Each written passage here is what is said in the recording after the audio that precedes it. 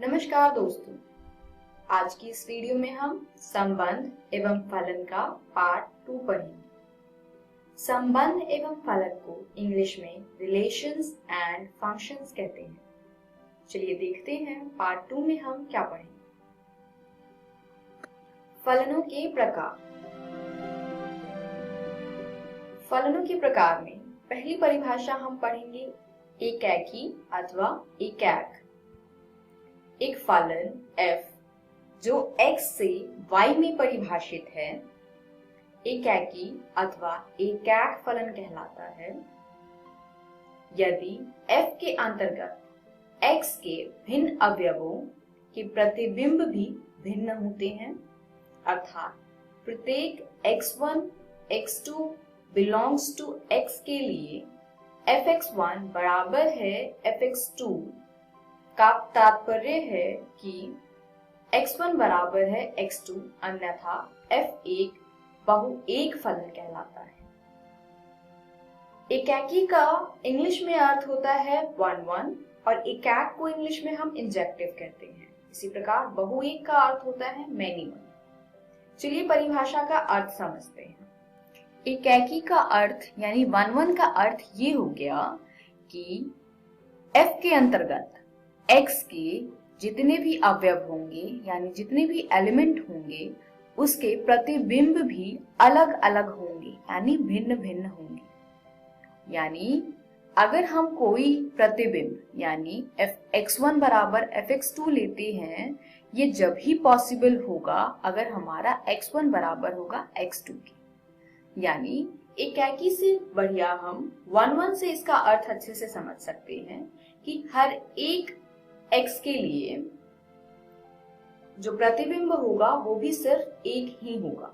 चलिए कुछ एग्जाम्पल से समझते हैं। यहां देखिए x1 प्रांत है तथा x2 सह प्रांत है और फंक्शन का नाम है f1।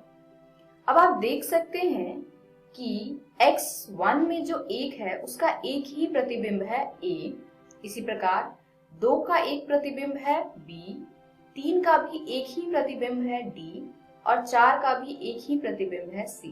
तो आप देख सकते हैं कि प्रांत में जितने भी अवयव हैं 1, 2, 3, 4 इन सभी के एक ही प्रतिबिंब है इसके सह प्रांत में। चलिए दूसरा एग्जाम्पल देखते हैं। यहाँ देखिए प्रांत है A और सह प्रांत है B। तो आप देख सकते हैं कि प्रांत में जो x है उसका एक प्रतिबिंब है सह प्रांत में जो कि है 1। इसी प्रकार y का भी एक प्रतिबिंब है, z का भी एक ही प्रतिबिंब है और w का भी एक ही प्रतिबिंब है। तो इस प्रकार के फलन को हम एकाकी अथवा एकाक कहते हैं। चलिए देखते हैं बहुएक।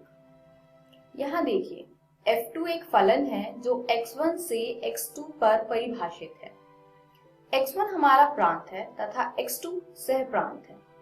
अब आप यहाँ देख सकते हैं सह प्रांत में जो ये b है ये दो संख्याओं का प्रतिबिंब है, यानी 1 का प्रतिबिंब भी b है तथा 2 का प्रतिबिंब भी b है। तो इस प्रकार के फलन को हम बहुएक फलन कहते हैं। चलिए दूसरा एग्जाम्पल देखते हैं। यहाँ f3 एक फलन है जो x1 से x3 पर परिभाषित है। यहाँ पर भी अगर हम देखें सह प्रांत में तो a एक ऐसा अवयव है जो दो संख्याओं का प्रतिबिंब है, यानी दो अवयवों का प्रतिबिंब है। एक का प्रतिबिंब भी a है तथा 2 का प्रतिबिंब भी a है। तो ऐसे फलन को हम बहुएक फलन कहते हैं। चलिए अगली परिभाषा देखते हैं। फलनों के प्रकार में दूसरा प्रकार है आच्छादक अथवा आच्छादी। एक फलन f जो x से y पर परिभाषित है आच्छादक यानी ऑनटू अथवा आच्छादी यानी सर्जेक्टिव फलन कहलाता है यदि f के अंतर्गत y के प्रत्येक अवयव x किसी न किसी अवयव का प्रतिबिंब होता है, अर्थात y जो कैपिटल Y में बिलोंग करता है के लिए कैपिटल X यानी प्रांत में से ऐसे अवयव X का अस्तित्व है जिसके लिए fx बराबर होगा y के। चलिए एग्जाम्पल से इसका अर्थ भी समझते हैं। यहाँ पर f3 एक फलन है जो x1 से x3 पर परिभाषित है। यहाँ पर यह हमारा सहप्रांत है। आप देख सकते हैं कि सहप्रांत में कोई भी ऐसा अवयव नहीं है जिसका प्रतिबिंब प्रांत में नहीं है। इसी प्रकार दूसरे फलन को देखिए f, जो x से y में परिभाषित है। यहाँ पर सहप्रांत कैपिटल Y है और आप देख सकते हैं कि fx जो है वो कैपिटल Y के बराबर है। यानी हम कह सकते हैं आच्छादक अथवा आच्छादी में ऐसे फलन जिसमें जो परिसर है वो सहप्रांत के बराबर आ जाए। आप जानते हैं परिसर होगा fx तथा सहप्रांत है y। तो ऐसे फलन जहां पर सहप्रांत तथा परिसर आपस में बराबर हो जाएं, ऐसे फलन को हम ऑनटू कहते हैं। चलिए एक ऐसे फलन का एग्जाम्पल लेते हैं जो आच्छादक नहीं है। इस फलन को देखिए, इसमें प्रांत है 1, 2, 3, 4 तथा सहप्रांत है a, b, c, d तथा अब आप देख सकते हैं कि इसका परिसर क्या है a, b, d। यानी यहाँ पर एक अवयव c ऐसा है जो प्रांत के किसी भी अवयव का प्रतिबिंब नहीं है। यानी यहाँ पर हमें मिलता है कि परिसर जो है वो पूरी तरीके से सहप्रांत के बराबर नहीं है, इसलिए ये फलन एक आच्छादक फलन नहीं है। चलिए तीसरा प्रकार देखते हैं, एकैकी तथा आच्छादक। इसको हम एकैकी आच्छादी भी कहते हैं। ये वो फलन होते हैं जो एकैकी भी हो और आच्छादक भी हो। तो ऐसे फलन जो एकैकी तथा आच्छादक दोनों ही होते हैं उसको हम एकैकी आच्छादी कहते हैं। अब आप यहाँ देख सकते हैं जो एग्जाम्पल दिया है वो एकैकी भी है तथा आच्छादक भी है। चलिए उदाहरण देखते हैं। सिद्ध कीजिए कि fx बराबर 2x द्वारा प्रदत्त फलन f जो n से n पर परिभाषित है एकैकी है किंतु आच्छादक नहीं है। यहाँ पर जो कैपिटल N है वो नेचुरल नंबर्स यानी प्राकृत संख्या को दर्शाता है। चलिए हल देखते हैं। पहले चेक करते हैं क्या ये फलन एकैकी है या नहीं। इसके लिए x1 x2 मान लेते हैं n में बिलोंग करता है जो हमारा प्रांत है तथा fx1 बराबर है fx2 के। यानी ये कंडीशन है हमारा कि अगर हमारा fx1 बराबर है fx2 के यानी 2x1 बराबर होगा 2x2 के। यहाँ पे हमने फंक्शन जो परिभाषित है fx बराबर 2x वो रखा है। अब आप 2 से 2 को काटेंगे तो ये आया x1 बराबर x2। यानी परिभाषा के हिसाब से अगर fx1 बराबर है fx2 के तो हम प्राप्त कर पा रहे हैं कि x1 भी x2 के बराबर है। तो इस प्रकार से हम ये प्राप्त करते हैं कि ये फलन एकैकी है।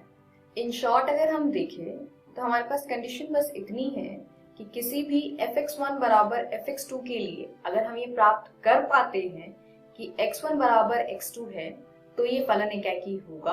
अगर हम नहीं कर पाते हैं कि x1 बराबर x2 है तो ये फलन एकैकी नहीं है। चलिए देखते हैं आच्छादक है या नहीं। इसके लिए हम y belongs to capital N यानी सहप्रांत में देखेंगे। हम शुरू करेंगे सहप्रांत से। सहप्रांत से हम रैंडमली एक अवयव उठाएंगे और हम ये सिद्ध करेंगे कि एक रैंडम अवयव भी अगर हम उठाते हैं सहप्रांत से तो वो किसी न किसी अवयव का प्रतिबिंब है। और अगर हम ये सिद्ध कर पाते हैं तो ये फलन आच्छादक कहलाएगा और अगर हम ये नहीं सिद्ध कर पाएंगे तो ये आच्छादक फलन नहीं कहलाएगा। अगर y n में बिलोंग करता है यानी सहप्रांत में तब fx बराबर होगा y के। fx का मान है 2x प्रश्न के अनुसार, तो ये हो जाएगा 2x बराबर y। अगर हम इसको हल करते हैं तो यहाँ से हमें x का मान प्राप्त होता है y बटे में 2। अब ये जो x है वह प्रांत में है, तो क्या ये x प्रांत में है या नहीं चेक करते हैं। अब आप सिंपली देखिए y बटे में 2 है y अगर नेचुरल नंबर्स यानी प्राकृत संख्या में है तो हर एक सम संख्या के लिए तो x प्रांत में है, यानी अगर हम 2 रखते हैं यहाँ पे तो 2/2 1 होगा, वो प्रांत में है। 4 रखते हैं अगर y की जगह पे तो 4/2 2 होगा, वो भी प्रांत में है। पर क्या हम अगर y की जगह पर 3 रखें, 3 एक प्राकृत संख्या है, अगर मैं यहाँ 3 रखूं तो 3/2 जो कि 1.5 है वो प्रांत में नहीं है। तो चलिए इसको अच्छे से समझते हैं। ये लेते हैं हम प्रांत तथा सहप्रांत। जो आप दाईं साइड पर देख रहे हैं वो सहप्रांत है तथा बाईं साइड वाला प्रांत है। अब आप देखिए क्या सहप्रांत में जितनी भी संख्याएं हैं वो किसी न किसी संख्या का प्रतिबिंब है। चलिए देखते हैं। एक किसी भी संख्या का प्रतिबिंब नहीं है, यानी यहां पर x की जगह पे कोई भी ऐसी संख्या हम नहीं रख सकते हैं जिसकी वजह से आंसर हमारा 1 आ जाए। अब आप देख सकते हैं f(x) बराबर यहाँ पे फंक्शन 2x है, तो 1 प्राप्त करने के लिए मुझे x की जगह पर 1/2 रखना होगा और 1/2 प्राकृत संख्या नहीं है। इसी प्रकार आप देखिए 2 1 का प्रतिबिंब है, यानी अगर मैं x की जगह पर 1 रखूं तो आंसर मेरा 2 आएगा। 3 किसी भी संख्या का प्रतिबिंब नहीं है। इसी प्रकार 4 2 का प्रतिबिंब है। तो आप देख सकते हैं हर दूसरी संख्या किसी भी संख्या का प्रतिबिंब नहीं है। 1 3 5 7 एंड सो ऑन, जितनी भी विषम संख्याएं हैं, इन विषम संख्याओं का कोई भी प्री इमेज प्रांत में नहीं है, यानी ये संख्याएं किसी भी संख्या का प्रतिबिंब नहीं है। तो हम ये कह सकते हैं कि ये फलन आच्छादक नहीं है।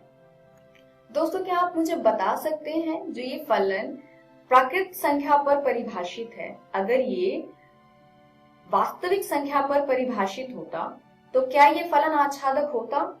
जी हाँ, तब हम सहप्रांत के सभी अवयव का प्री इमेज प्रांत में निकाल सकते थे।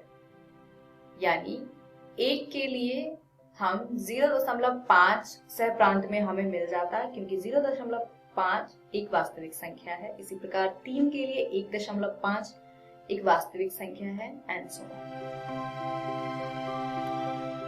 इस प्रश्न में ये फलन आच्छादक नहीं है। इस वीडियो में हमने सीखा फलनों के प्रकार। अगली वीडियो में हम फलनों का संयोजन तथा व्युत्क्रमणीय फलन पढ़ेंगे। धन्यवाद।